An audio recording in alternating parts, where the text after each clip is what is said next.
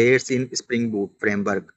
So mainly the controller layer and service layer and repository layer are the main layers in the Spring Boot project, where we where I can define like in controller, हम controller में वो and point को mention करते हैं जो and point हमको बनाने हैं, और उसको हम सर्विस लेयर में बिजनेस लॉजिक लिखते हैं, और सर्विस लेयर में कॉल करते हैं हम एंटिटी लेयर की जो रिपोजिटरी है। तो रिपोजिटरी हम जो एंटिटी की रिपोजिटरी है वो रिपोजिटरी में बनाते हैं, और इसको हम डायरेक्ट कंट्रोलर में कभी भी कॉल नहीं करते हैं, क्योंकि इससे डेटा एक्सपोज हो सकता है।